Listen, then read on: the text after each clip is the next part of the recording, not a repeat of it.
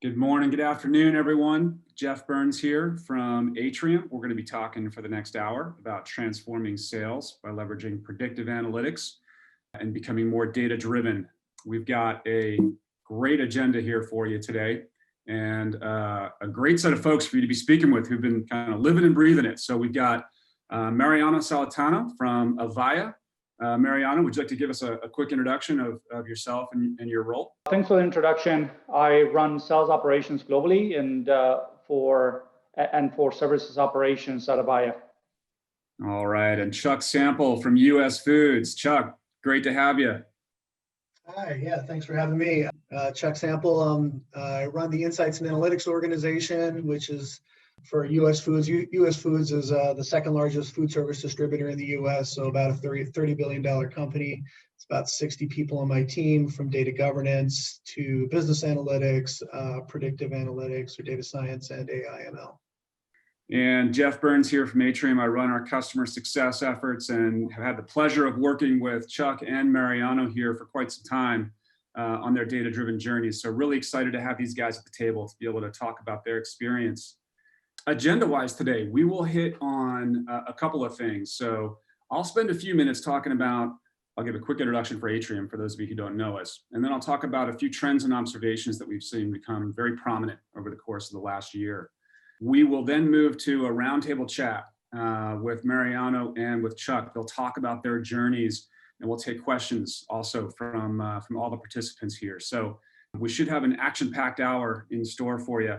And I will go ahead and get started. So for those of you who don't know Atrium, we are a Salesforce Platinum Consulting partner. Really where our focus is on helping our clients develop their CRM strategies and weaving into those strategies the ability to be data-driven, how to surface insights, how to surface analytics and predictions to support those strategies so that we can become not just more efficient, we can make better decisions as part of our engagement with our customers.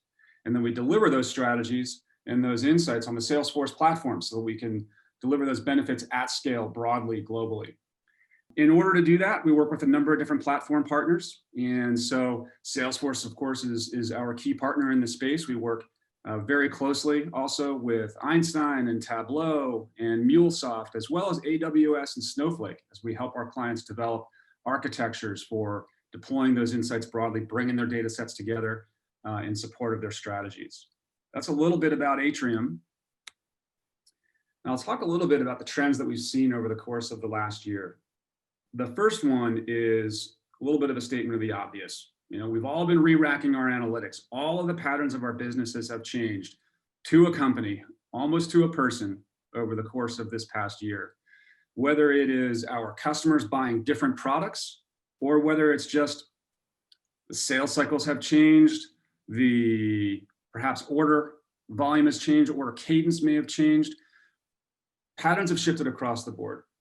And we're all working remotely, and we don't have the benefit of just kind of learning by osmosis, right? So the priority for being able to get access to insights, act on them quickly, be agile in an organization that's primarily working remotely, that's been a big shift this year, been a big trend that we've seen in helping our clients to re-rack their analytics.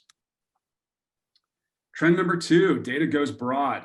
It's no longer just about working with the data that we have in Salesforce. It's no longer just about reporting and some baseline analytics. How do we pull together our data from across sources, from across order management, from across point of sale, from across all the different systems that we use to engage and transact with our customers to provide a better set of analytics, a better set of insights, a better set of actionable predictions that can be embedded within our CRM experience. So data going broad has been a huge one. You know, as I think about our high traffic use cases, everything from customer acquisition and lead management to sales pipeline management and forecasting to service and customer retention, each of these use cases get more powerful and more effective when we're using and harnessing a broader data set to deliver insights. Trend number three, as I think back, 2-3 years ago, for the initial models that we were putting in place in context of CRM in a sales service, marketing context, those first sets of models were blunt force instruments, right? In this case, This is for one of our clients that operates in 20 countries, 13,000 sales folks. They rationalize and distribute 300,000 leads a week to all of their sales teams all over the world. We started out with an initial lead scoring model, got some great results for that, deployed an MVP, but in the process of doing that, what did we learn? We learned that different aspects, regions, customer segments, and lines of business behave very, very differently. We started to understand the signals associated with those lines of business as represented in their data. That then led us to expanding a model architecture that really enables us to listen for those signals and act on those signals across that global scale, right? And so we've really seen ML models going deep in terms of a componentized model architecture to be able to really act on the signals that we're interpreting within our business. And then finally, as we bring these together, re-racking our analytics, leveraging a broader data set, being able to be more precise in how we're interpreting and listening for signals and acting on those signals, we get to be more data-driven, we get to be more outcome-focused, and we get to measure that in our data. And so this is where we really bring together how we achieve business cases by being more data-driven, moving up that maturity curve. Big focus for our clients over the course of this year. So those are really the four trends that we've seen. Mariano and Chuck have been living and breathing this in their environments. And so, we want to hear from them. Mariano, maybe we start with you. If you could talk us a little bit about just kind of the Avaya story this year, and then how you're leveraging data to address the dynamics you're seeing in your markets. Sure. So I think this is just a fascinating story because as you may or not know, Avaya has over 100 million users on our unified communications platforms. And most of them are perpetual, right? Those have been sold and maintained and supported throughout the course of decades. And Avaya, through this transformation to the cloud and migrating all these customers to the cloud, COVID has significantly impacted this transition, right, to public cloud and private cloud. I think we're seeing results today that we expected 3-5 years from now, right? So the growth that we're seeing today is just exponential. And to really scale, you just need data, right? You need data and the analytics and the framework in place to just manage it in a cohesive way. So we've been leveraging analytics and AI to really manage this high velocity transformation that Avaya started, but COVID has accelerated, right, for us. That's interesting, Mariano. What part of the business do you see the biggest amount of change? Avaya plays in a lot of different spaces, right? You guys are playing from large on-premise telephony infrastructure all the way through to cloud. If you could talk a little about kind of what you're seeing there. Yes, absolutely. So Avaya has been primarily, right, in a past history, very large enterprise focused. And what's interesting is in that segment, those customers were really not embracing the transition of their technology platforms to either private or even public cloud. And all of a sudden, right, overnight, we're just getting calls from either banks or BPOs or global call centers saying, I need to migrate 150,000 employees next weekend to a remote office, to home office, right? And luckily, our scale and capability, worldwide footprint allowed that, for us to do it. Now, receiving requests from all over the world, receiving all these transactions from small, medium business up to a large, BPO like the Performance or large bank, really required us to build systems and processes behind the scenes through our website that allowed us to track, measure success, and then once we've enabled that, monetize and upsell, right, to those same customers. So it's fascinating the ability of Einstein to just help us measure that process and then help us monetize the opportunity against those engagements through COVID. And then what's interesting, COVID has opened for us There's not necessarily a new market, but the SMB down market, high velocity sales motion in which data becomes more prevalent and you're just becoming more dependent on that data. And Einstein has just become just critical for us operationally, because otherwise you just cannot scale with the growth rates that that market is infusing into our company. Gotcha. All right. That's a lot of shift. Sounds like COVID and the current environment has really accelerated your guys' shift to cloud and into the subscription model. And I can really see how analytics from a descriptive and a predictive perspective embedded within your sales environment are going to be central for that. Chuck, let's go to you. Can you talk a little bit about kind of what's US Foods been experiencing? I mean, I know a little bit about it, and I know it's been a rough year, right? I mean, you guys are kind of ground zero in serving markets that have been disrupted. Talk a little bit about that, what you're doing with your data strategy to address it. Yeah. So, who knew that this was going to be, that this was going to happen in 2020, right? Well, it definitely hit the food service industry very hard. We service about 300,000 clients in the restaurant and institution food service industry, and year over year we're down about 20%, but that's disproportionate to mom and pop restaurants, obviously the hospitality industry, education, and healthcare. They've all taken enormous hits, as everyone can imagine, and so our business is reflective of that. And and therefore our sales organization has been strongly impacted in how they go to market. The big decision that we made was to use the opportunity during this very fluid time period to actually centralize and focus on our sales fundamentals as a company. And part of that was to bring Einstein in, both on the business analytics side as well as on the AI/ML side, as the effort to stand that up. Previously, we've had Salesforce for a number of years, but we were offline as it related. We use Tableau and other tools. We have a AWS platform. On top of that is Snowflake as our cloud-based data warehouse.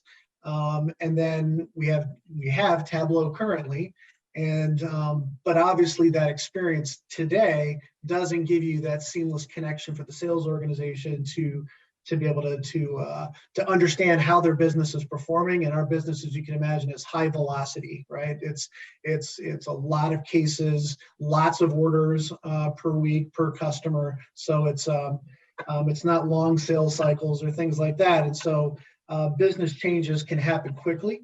And so we needed to make sure that we had very quick access and understanding of account business health, and then be able to quickly translate that to action, whether that be, preventing risk. As you can imagine, so many customers have either gone out of business or due to consumer safety or state and local government restrictions have had to scale back considerably. So you asked, what was the biggest impact for Mariano to the business? Ours is supply chain, right? And as a result of supply chain being significantly disrupted, we've had to be able to create new capabilities to communicate to our sales organization to serve the customer, so that we can ensure that we don't lose customers in the process, because it's been very difficult to ensure that we can get a consistent supply of product to them. And then also be able to provide them with intelligence about their own business health. So we've been using, we had this pre-existing where we use menus and foot traffic information to understand how a customer stands up to its competition, its local kind of comp set, and then provide recommendations for them. And by now instituting Einstein, we now are conveying that information out to our sales organization, and we'll be continuously building off of that, so that they can set up more prescriptive conversations with the with their customers, so that we can address the fluidity of COVID, whether it be optimizing labor, reducing food costs, changing menus to adjust for different traffic, all of that type of consultative needs that most of our independent operators really aren't equipped to manage themselves. That is a fascinating story of resilience. And I think it's really interesting how your team is really harnessing kind of all the components across, Snowflake, custom modeling, as well as Einstein, as well as Tableau for your various constituencies. And a big part of the Salesforce, customer community has been asking the question, gosh, when do I use Einstein? When do I use Tableau? Can you talk a little bit about that, Chuck? What was kind of your decision criteria as part of that? Yeah, absolutely. So we made the decision that the entire sales organization, that's the support organization, the leadership, as well as obviously the line professionals. And we've got about 4,000 salespeople and about 1,500 support people in our sales organization outside of leadership. And we want them to only go and interact as it relates to data through Salesforce. And so that was the decision that we made. That we weren't prepared for that, obviously, until we started working with Atrium and bringing Einstein online. And so that's something that will come to reality, come to fruition in 2021, really, and being fully optimized. Now we use Tableau for all the rest of the organization, to be frank. And the good news is obviously now that they're both owned by Salesforce, there's plenty of opportunity for integration points. Because obviously the conversations that happen between supply chain, as I mentioned, where our biggest challenges are, and the frontline sales organization are critical. And so providing, we use Snowflake as our central version of the truth for supply chain and sales. And then we have a parallel environment, obviously, in the Salesforce arena that Einstein is drawing from. And so we have one version of truth in reality.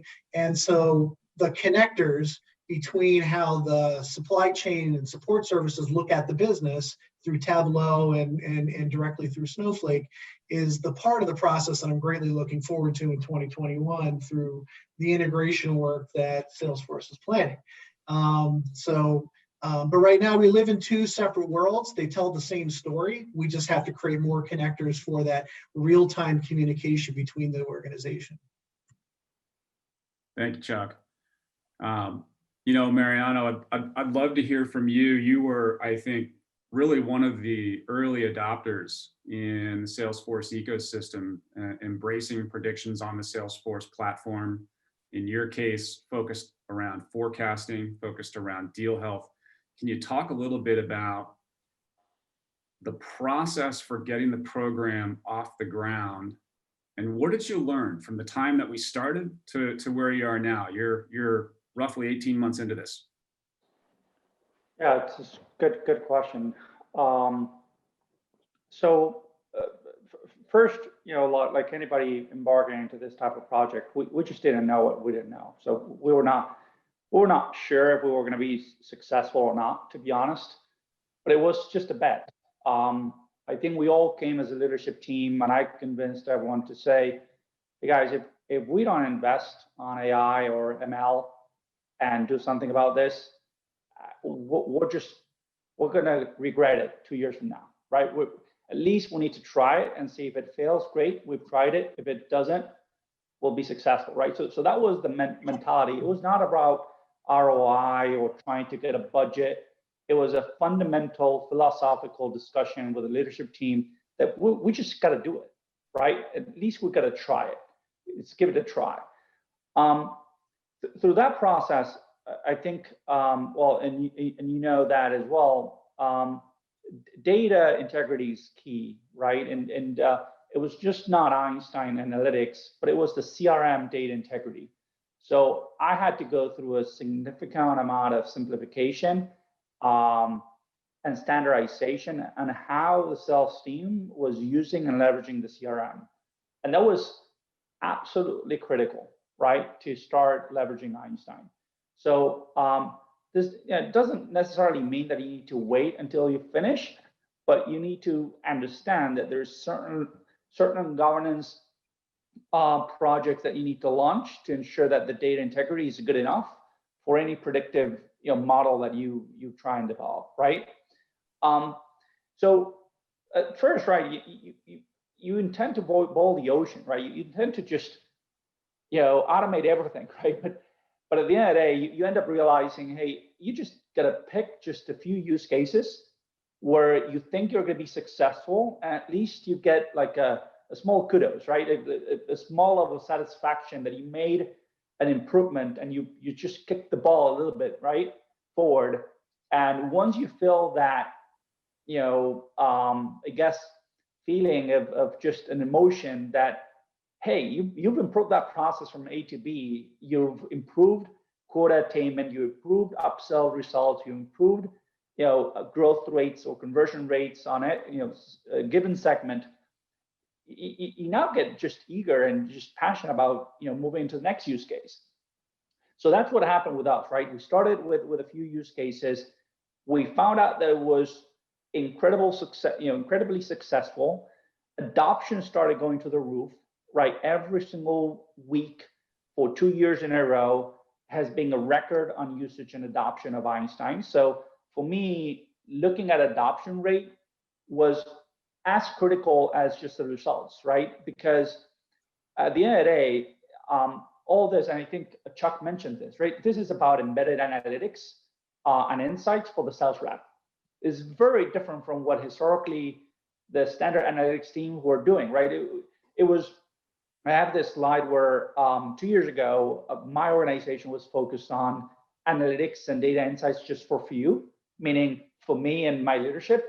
But Einstein is not about that, right? It's about democratizing, if you will, those analytics and insights down to the rep. It's getting a scale that you just cannot deliver with what Chuck mentioned on Tableau or Power BI, et cetera. You just cannot do it until you implement some embedded analytics like Einstein that gets you those KPIs down to a rep, right? I'm talking about thousands of reps and support teams across the globe in my case. And that was critical, right? And that was groundbreaking. Once you start getting that adoption and you start seeing that all of a sudden there's 100 people using it, then there's 500, and then there's 2,000, you're like, oh my God, there's value on this, right? And that's where then, I think you asked once, how do you fund it or budget for it? Once you have 2,000 employees living and breathing this, and even dependent on this, it's almost self-funded, right? It becomes obvious for the organization that it has to be done. There is no question about real estate, paying electricity bills or water, et cetera, right? This analytics becomes that utility, right? Service that it's part of their day-to-day now. So I probably have more. I can keep talking for hours on this. I'll stop there for a minute and get any reactions. I think it's fascinating. I think that's a pattern that we've seen play out over and over again, both from a descriptive analytics as well as a predictive analytics perspective. You get that initial win out there, you get that hook out there, where the system gives back, right? For those of us who've been on Salesforce for a decade plus, it's year over year. We're doing all the things. We're implementing. Sales Cloud, Service Cloud, CPQ, communities. Right. We get the collaboration. We get our data in one space, in one spot. And a lot of us in the ecosystem have been asking, kind of what's next. And I think that big what's next question is turning our data into an asset. Enabling those insights at teachable moments across our organization and taking what the best performers are doing and enabling those insights for the rest of the organization so they can take advantage of that. So I hear that in your talk track. Chuck, I'm interested in your journey. You guys have been at this for a while. You're a little bit newer on the Einstein side, although you've been at the data-driven architecture and prediction space for a while in context of your business and in context of sales. And we're surfacing a lot of that through Einstein and Salesforce now. Talk about the journey, even predating Einstein and then maybe up to Einstein. Yeah, so I've been with US Foods for about 9 years, and I was brought in to build an analytics organization that didn't exist. So, lots of data, but not much. The quality wasn't very good, and obviously it wasn't being translated into anything really usable as a to become a data-driven company. So we focused on building out business cases that we presented to the board to drive very kind of foundational changes in the business. And it's recognizing that there were still flaws in our data and our data governance. So we focused on pricing, promotion, and assortment. That's pretty standard stuff. And pricing, because we can price individually to customers. We have a massive inventory, breadth of product. And so we can be far more efficient in that space. And from a promotional side of things, we can do so much. About 85% of our transactions are actually conducted on e-commerce. So there's a lot of digital opportunity in that from that perspective. So we've built a whole suite of different models over the course of the last 6-7 years that have been very, very effective. The challenge is they're offline.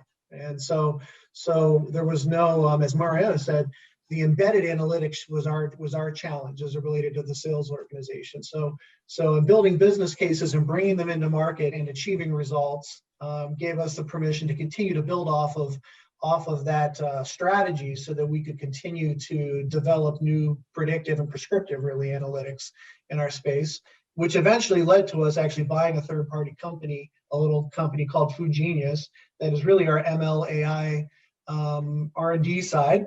And they're the ones that focus on the real kind of high-end prescriptive intelligence for our operators and for our sales organization.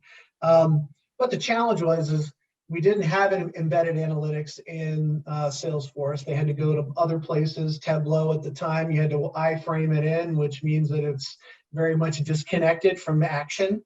And also just in essence, we weren't able to get to the granular level, as Mariana was saying, to our sales organizations, help them understand and their managers understand their portfolio business, right? And how it's proceeding, where the opportunities are, et cetera. So we also had a third-party company that we worked with on the predictive side. So we were delivering prescriptive plays out to our sales organization through Salesforce. And they were very, very strong plays around retention and prospecting and penetration and private label or profit generation plays, et cetera. But the problem is our adoption rate, again, as Mariana said, was probably we never got above 30%. It was always kind of the same high-end users, our top performers, who were engaging. We just couldn't get that middle group, that 40 to 40% or so that you really want to tap into. And largely that was because we didn't have the embedded analytics foundationally in place. And so for them to understand and have the context of their portfolio before they started chasing plays, right? Before they started chasing opportunities was the big gap. And so that was the decision, that's what led to our decision to move to Einstein holistically, so that we could move, we call it the big why dashboard, as Atrium knows, and the why meaning WHY. So why are we in business with this particular customer? Where are the answers? How can we help them? And that dashboard, and it's a comprehensive suite, provides visibility at the customer level for individual salespeople across their portfolio, for the sales leadership to hold them accountable to, and then to be able to forecast and plan at a distribution center level. And once that's in place, then the predictive analytics that we're also now building over into through Einstein with Atrium's help and direction is to now has context. And so that 28%, obviously we're betting on the business case that that'll become 80%, in the course of a year, because there'll always be laggards to the process, et cetera, such as life. But, if we can get the hearts and minds of that middle tier of salespeople, then we start making the true impact. And we get sales leadership for the first time actually playing a critical role in accountability, because in the past we sort of left them behind. They didn't have the visibility, and they didn't have the triggers or the compelling reason to live in Salesforce, to drive accountability through their sales organization. So that's a lot of pieces coming together for 2021, but it all is contingent around embedded analytics in Einstein. If you don't mind, just to comment something that Chuck said, which is important, we kind of felt the same, is just driving that adoption to that middle layer, right? And what we've learned is, well, at least in our case, you're not going to be successful just by launching it once and then just hitting the hammer, right? And just by some type of compliance metric. It just doesn't work that way, right? There's this continuous iterative process in which you continue and improve over and over and over that capability, that widget, that because you kind of need to tackle this in two ways. One, we met obsessively with those that were high users, high adopters, to understand why they were using it. Because what's interesting is some guys use it for different use cases that you have never even thought about it, right? So you start documenting those and you communicate those use cases. Hey, if you have this problem, you can use this widget for this other thing, right? So you start training the other ones with what others are using it. And then just go through one by one. And this is literally my team met 101 with hundreds of sales reps, understanding why aren't you using it? Either because he was not trained, because they're focused on a specific segment and the data is not there, right? So you end up finding that you have to almost not customize, but enhance continuously those widgets to make it relevant, right? And contextual for each one of those employees. Because sometimes, you're based here in the US and you build it for the role model here and for the guy who's in Michigan. But, we are a global company and there's people in China and Japan and Germany and UK, and they all live different scenarios, right? Different segments, different problems. So I think it's super important to just have that iterative process of continuous improvement of what you've deployed once. That's really good insight. And by the way, everyone, if you've got questions, start teeing them up. You can put them in the chat, and we'll get those questions on the table. So feel free to enter any questions you've got. Chuck, I was thinking about your last point on the last mile hookup, and that being one of the biggest drivers to your business case, and we're seeing that across the board. I think you guys are incredibly well positioned, actually. I think we could all learn a lot from what US Foods is doing in terms of the way you guys metric performance at a customer level, at a territory level, and how that rolls up. I know I was hugely impressed with the way that you guys are capturing and organizing that data. So I have no doubts about your last mile success there. All right, guys, let's get real. So Mariano, looking back at yourself, year and a half, 2 years ago, what would you tell your younger self? What would you do differently? Again, good question. I had to change who owned this project a couple times. And by owned, I mean perhaps who participated in the process of Einstein deployment. And the reason for that is I just realized I was just assigning the wrong individual, right? Because you have this notion that, I need the most intelligent data scientist, data guru, right, to do this. And it's almost like a combination, right? If I may, I'll explain my organization. Perhaps it was not as advanced as Chuck's a few years ago, but it was this classic, very Excel heavy kind of experts, right? But it's that middle, that skill set that is in the middle of what you need in Einstein, right? You either need the data modeling guy, or you need the guy who's very, very close to the business and is creating visually compelling widgets and analytics that are relevant to the day-to-day job of those individuals. And that's not a skill set that traditional analytics or business analytics teams have. Usually those guys are in the middle, right? Those teams have that skill set, and it doesn't help you because those guys think that they're great on data and they're great on visual, but they're not great on either, right? And I hate to say it, but I've had to change over and over who I assigned, and I end up, first, as you know, Jeff, we have a data modeling individual. We've obviously called you as experts to help us model and structure the data in a way that I would think it was impossible. I thought it was impossible. So you'll help us with that, technical component. But then I had to pick a guy who was almost like a marketeer. It was not even like a data analyst, right? It was this guy who was able to get a use case, who studied how a sales rep was behaving on a day-to-day basis and understood how data should be presented to them to make it relevant, useful, at the right time, in the right screen, right? It's almost like a web designer, right? That you study where the data should be located, in what step and which time, right? What event, and so forth. And that is a unique skill set. And we had to develop it over time. I had to pick the right individual to do it over time.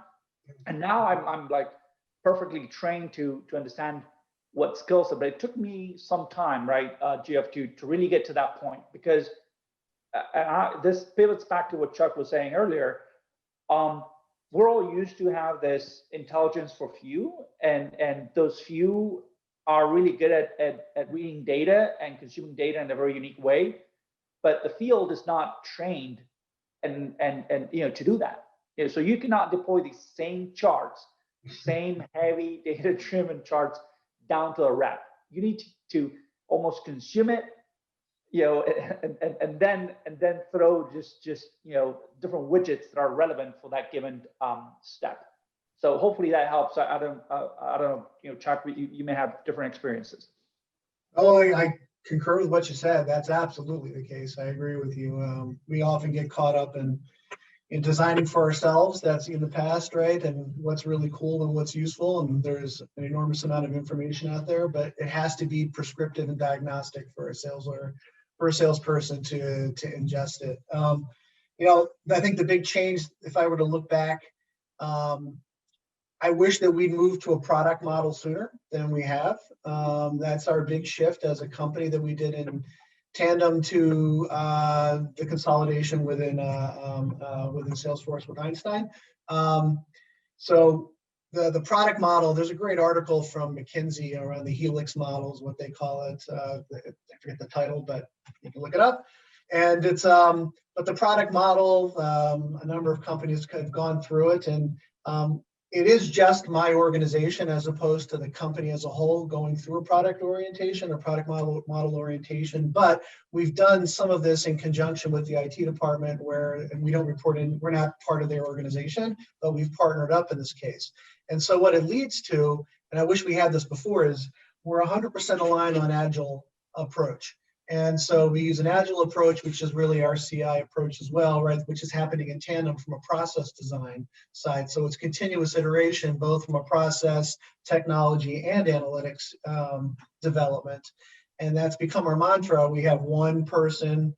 It's not true. I'm exaggerating, because right now we probably have two people that serve on the Salesforce side, and Einstein work together, who are developing this between IT and insights and analytics. But that will shift over time, where you have one expert who's representing what the business needs and is very much a strategist first, and then is able to connect the dots between what's possible through data and analytics to the business user, in this case the sales organization.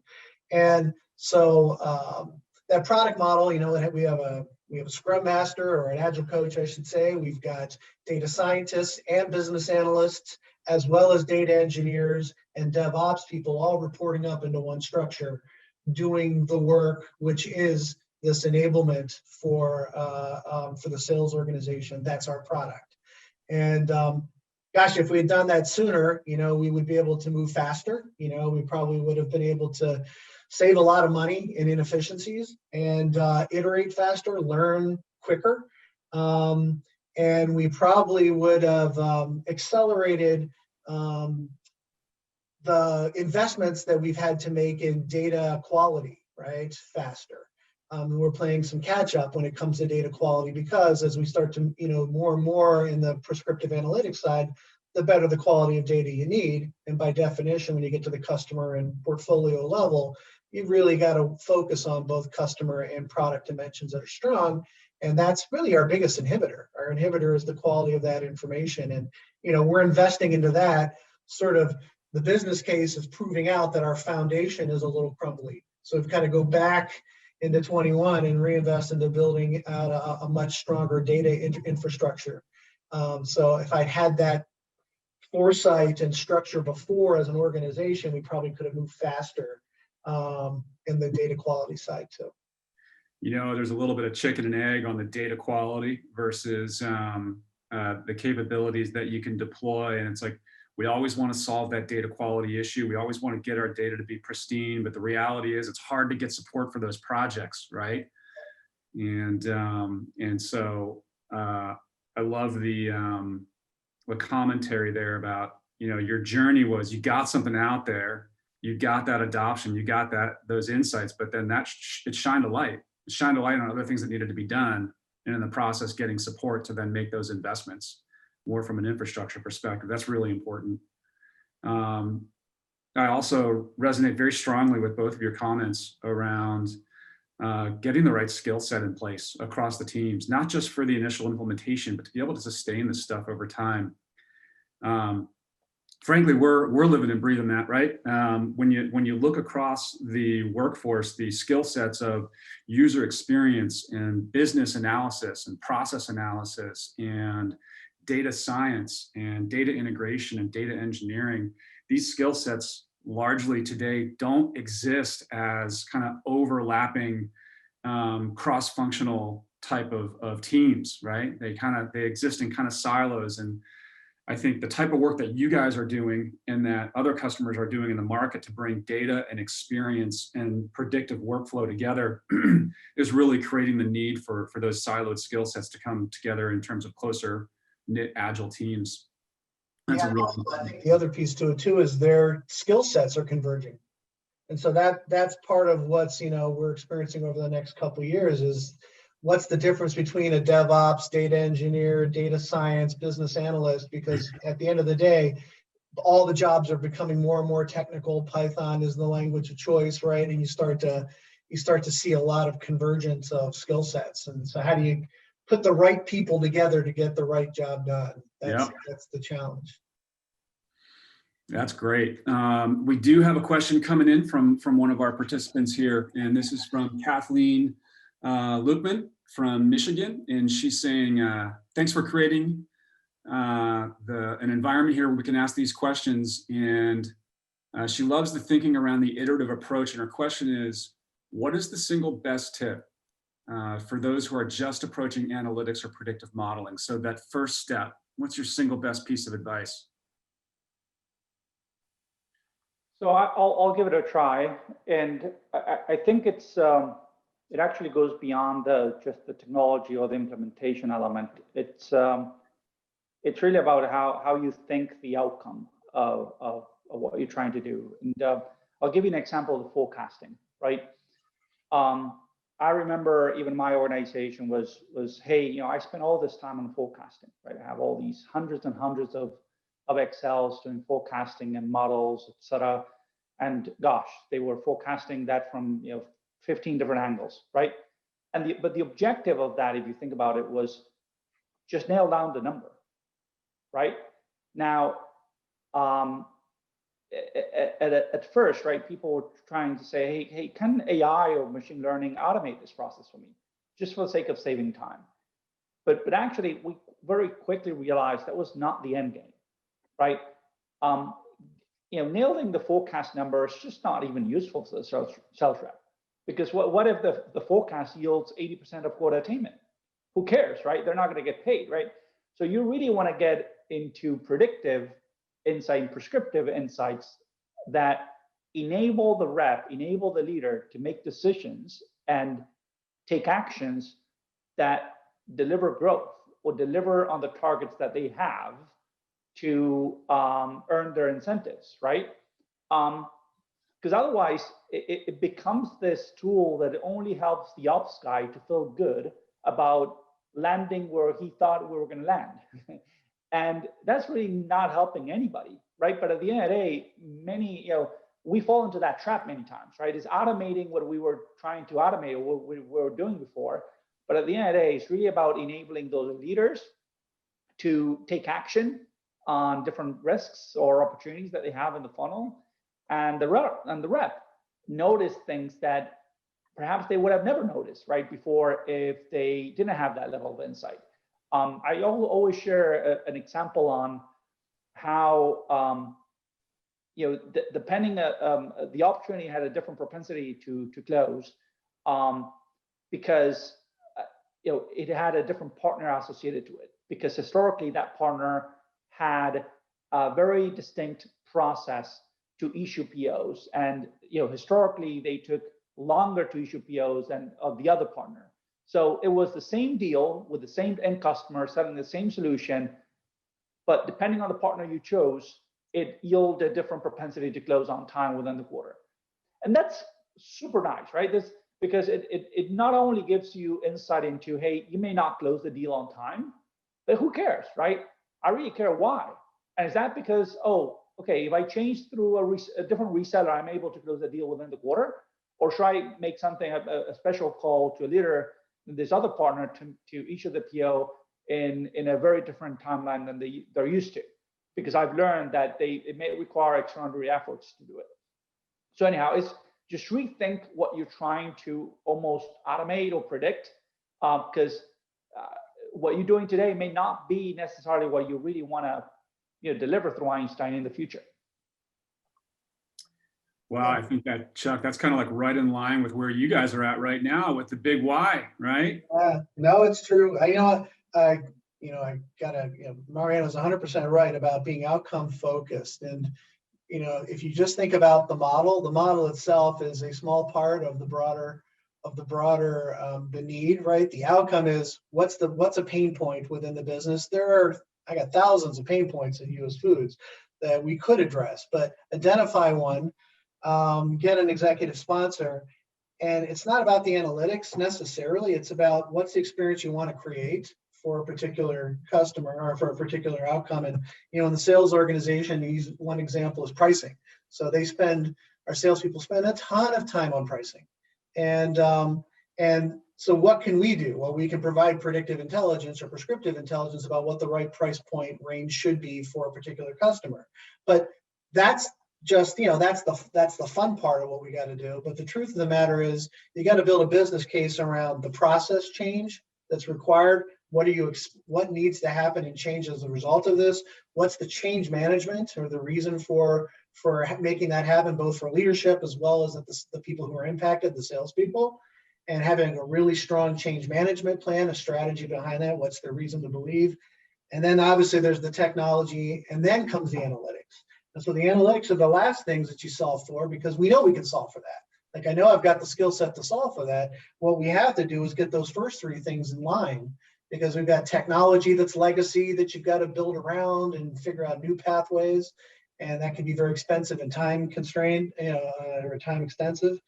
And you can never underestimate the process side. So I think the key thing for us was first getting a team of business professionals in the working team first and foremost, so that's their product, not ours. Yes, we have a product leader on our end, but ultimately it's the field sales leadership and other folks within cross-functionally that are the end users that are designing this. They're the design team, and that creates that change management platform that allows you to, they become your evangelists for the work. And they also, ensure that what you're delivering is going to be relevant to the end user. And, having that structure in place is the most valuable piece of real estate that we have within the way we do our work. It's really inspiring, guys. As I think about both of you and your journeys, you've got your programs launched. You're seemingly approaching escape velocity, where you can really take the programs to new heights. And so maybe from each of you, I'd love to hear, your minute or two fast forward, you're 3 years in the future, 3 to 5 years in the future. What does your data-driven environment look like at Avaya and US Foods? Mariano, maybe you can kick off. That's a good question. I don't know, but no, I think with all transparency, what's interesting is Einstein is really breaking some barriers as far as insights, and until now we have been focused on providing insights that are structured with data that is within the sales boundaries. And I think, well, we've already started, as you know, leveraging data from our install base and entitlement systems and services systems, et cetera, to really augment the experience of our sales reps' insights with data points that go beyond, right, just their own domain. And I think our challenge, and yes, I think a few years from now, until now, I used to own sales operations, and now we've consolidated all our services organization and our sales organization under our chief revenue officer, and I own both operational sites. It's really breaking the barriers between services and sales, and how I can connect the dots between those two organizations, right? And just leverage that data between a technician who may be on site with a customer, and how that connects the dots with that experience with a sales with an account executive, right? That perhaps the technician is in Japan and the account executive, the global account executive, is in New York, right? That data, right? If we're all using the same CRM, it just, the opportunities as far as insights is almost limitless, right? So one of the things, it's really around breaking some barriers with what level of insights I provide within the CRM, and then again, it's just around monetizing our existing install base in ways that we haven't in the past, and scale it, because until now it was extremely manual and very hard to do. And COVID has only proven that we just need to move faster than we were before. Breaking barriers, creating value out of data. Yeah. What about you, Chuck? Yeah, I guess, of course, I had the opportunity to write them down before I write them down while Mario was talking. So thank you, Mario, for being on that one. I did not tee these guys up on this question, so I totally took them by surprise. No, it's all good. No, it's all good. So the first one I would say is reiterating my multi-domain master data management in place, so that we've got a great foundation, a much stronger foundation of relationship between customer and product. The second thing is having a single customer strategy across channels. So right now we are still siloed between what happens in our digital side of e-commerce versus what's going on in the Salesforce side. And so that is a bridge for one single strategy by customer, but having multiple channels in which to deliver that strategy. So that's critical for us. That's what we will be doing. Tailoring our experience to the customer. So not all customers are built the same, nor do they want the same experience. And so tiering our customers and then providing a strategy around those tiers based on their level of engagement is another piece that we want to make sure that we're enacting, which requires also shifting our sales organization as a reality in that mindset. Having the real-time cross-functional service solutioning, so that it's something where, like as I mentioned before, supply chain and category management and other parts of the business, finance, credit, AR, like that, having a much more streamlined real-time ability for collaboration and conversation to solve customer problems, rather than that cross a number of systems and have lags and delays as we have today. And I guess the last one, which is really a kind of a big hairy idea, is we also want to create an exchange for the industry. So being kind of the leader in that space, where we partner up with our suppliers, our customers, who also have analytical investments, right? They also have teams, so that we can share common business problems. So in essence, creating an exchange where we're solving inventory or promotion or or market risk and penetration issues collaboratively together, because we spend an inordinate amount of time filling in the gaps in our data to be able to do certain work like forecasting.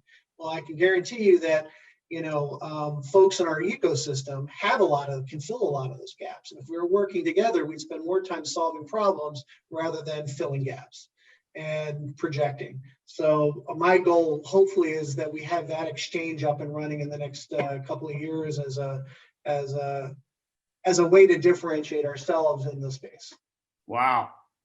Unlocking ERP for market agility and customer experience. I love it. Well, for everybody here, I hope we've provided some useful material for you as you think through your programs. Hopefully your takeaways are that AI use cases, predictive analytic use cases, they're real and achievable. We've got proof points right here, and there's a clear path to get started. So thank you everyone for joining us. Any questions, feel free to reach out to us. You've got your contact information right here. Have a good day. Thanks everyone. Thank you, Mariano. Thank you, Chuck. Thank you for guys. inviting us.